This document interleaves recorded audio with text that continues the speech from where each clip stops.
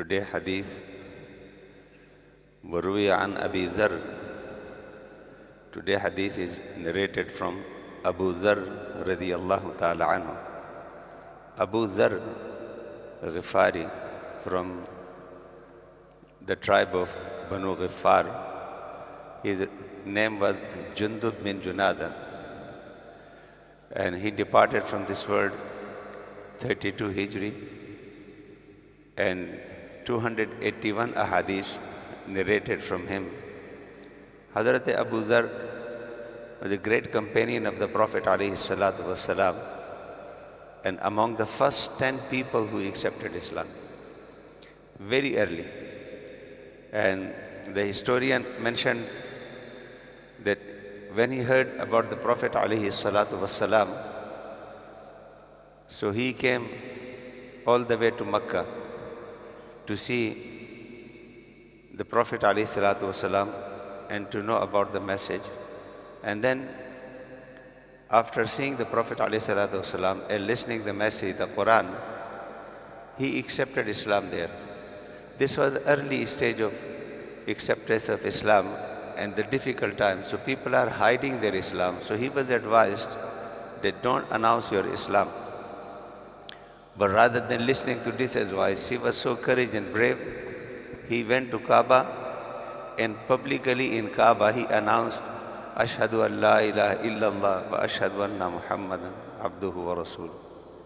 He was beaten by the leader of Quraysh. He was beaten so much that he became unconscious.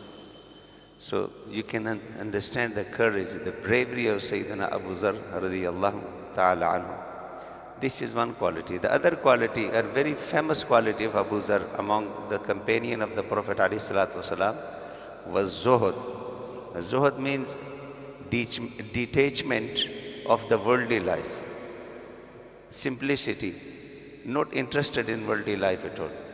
He was completely in zuhud, and he is the Imam al-Zuhad. All the people, those who were not attracted with the worldly life, he was the Imam al-Zuhad.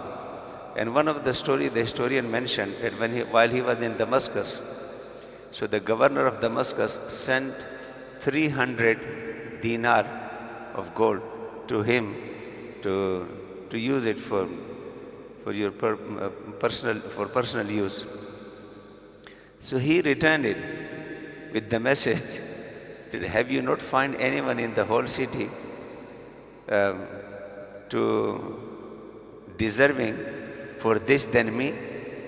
Have you not found in the whole city anyone else more deserving for it than me? And then he said, take it back. And he has not taken it. And even he was always telling the Sahaba of the Prophet ﷺ the life and the issues, because he was Imam al-Zuhad, completely in Zuhud. And even the Prophet ﷺ says to him, Yarhamuhullah, innahu yamshi wahida wa yamutu wahida wa yub'athu wahida. Rahamallahu Abu Zarr, may Allah have a mercy upon Abu Zarr. He walks alone, he will die alone, and he will be resurrected alone. So because of his this zuhud, in the time of Osman Ghani radiyallahu ta'ala anhu, he left the city of Medina. Before he went to Damascus, in Damascus he was not happy, then he returned.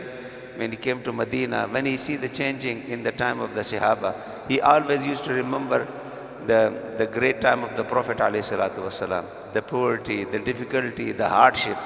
And now they were ruler. Ahwal has changed. So for him, these things was very, very strange.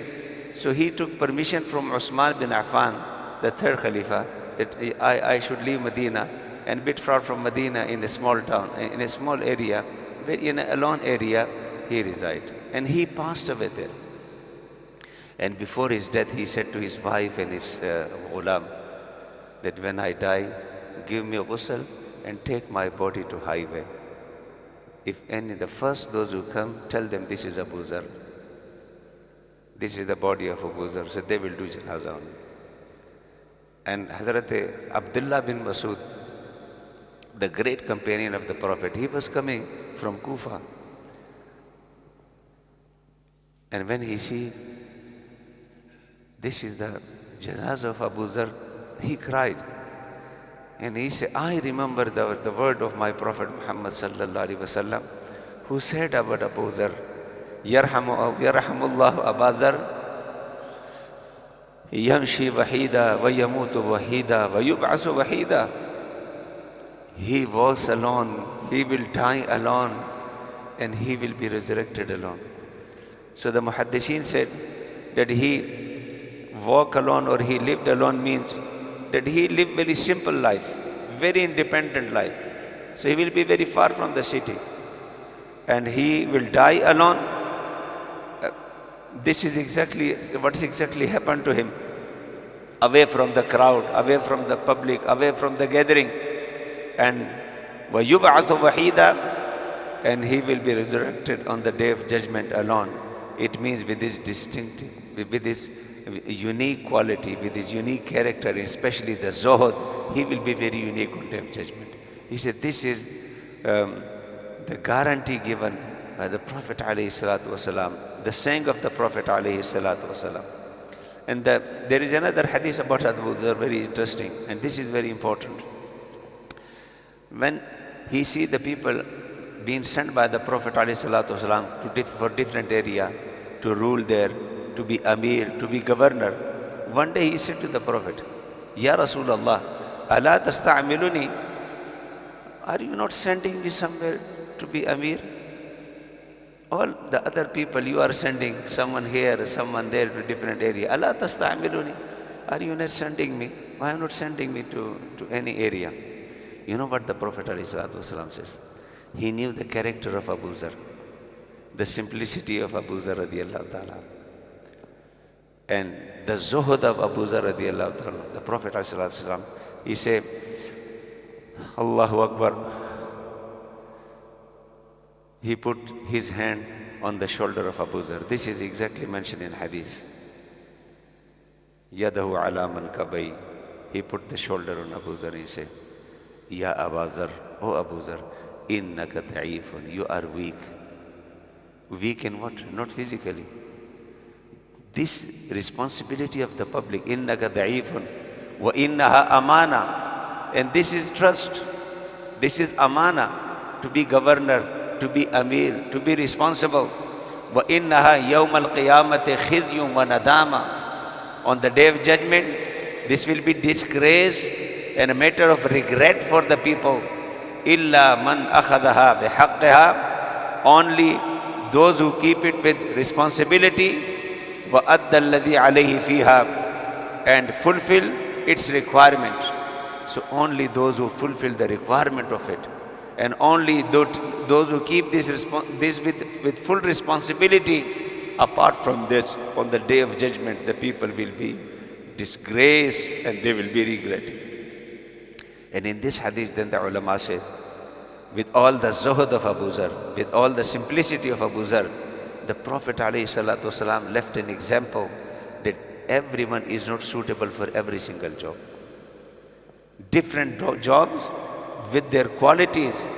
So this hadith is the base for all these understanding, that don't send anyone. Someone is very pious, very nice person. He could be very pious, very nice, very decent. But public dealing is a different issue.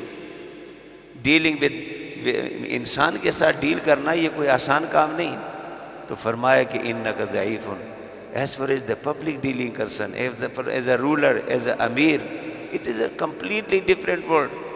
You need different approach, different level of approach. For this, innaka da'ifun, you are not suitable for it. So Abu Zar radiyallahu ta'ala anhu, otherwise as a character, the Prophet ﷺ says about him, ma azallatil khadara'u wa la aqallatil ghabara min dhi lahjatin asdaq min Abi Zar. The sky has not covered or not shaded, nor earth carried anyone more truthful than my Abu Zar. Anyone more truthful Abu Dhar, यानी ज़मीन और आसमान में कोई मेरे Abu Dhar जैसा सच्चा नहीं है. So there was a quality of the truthfulness, there was a quality of courage, there was a quality of zuhd, but public dealing in public office is a different thing. So this is a very brief introduction of Sayyidina Abu Dhar narrated. Anna Rasulullah sallallahu alaihi wasallam qal, the Prophet alayhi salatu wasalam says, قَدْ أَفْلَحَ مَنْ أَخْلَصَ قَلْبَهُ لِلْإِيمَانِ. Now he is mentioning, the Prophet alayhi salatu wasalam, the key of success. So how you will gain success? So it's 7 things mentioned here. جَعَلَ قَلْبَهُ أَخْلَصَ قَلْبَهُ لِلْإِيمَانِ, who made his heart sincere for faith. Number 2, وَجَعَلَ قَلْبَهُ سَلِيمًا, and made his heart pure. وَجَعَلَ لِسَانَهُ صَادِقًا, and his tongue truthful. وَنَفْسُهُ مُطْمَئِنًّا, and his nafs satisfied. وَخَلِيقَتُهُ مُسْتَقِيمًا, and his character is good and upright. وَجَعَلَ أُذْنُهُ مُسْتَمِعًا, his ear is attentive to listen to haqq. وَعَيْنُهُ نَادِرًا, and his eyes ready for to be observed the haqq. So if you have the eye observing haqq, if you have ear listening haqq, if you have character good, your character, your akhlaq is good, and if your nafs is mutma'inna, if your tongue is sadiqa, truthful, and if your heart is pure with akhlasa qalbahu lillah, you purified your heart for the sincerity of Allah subhanahu wa ta'ala, aflaha, the Prophet alayhi salatu wasalam says, you will get success. Each of these things need separate explanation in detail, but this today I will conclude it here, that these are the 7 beautiful qualities if you want success. Success is not only in 1, 2, 3 things. All these together make you a perfect person. Your tongue, your hearing, your heart, your akhlaq, your nafs, all these together, they all have to be completely submitted to Allah subhanahu wa ta'ala with good character, with good akhlaq. And when you have these things, definitely aflaha, you have succeeded. And this is the great tidings and the beautiful message from the Prophet alayhi salatu wassalam. ربنا تقبل منا إنك أنت السميع العليم وتب علينا يا مولانا إنك أنت التواب الرحيم.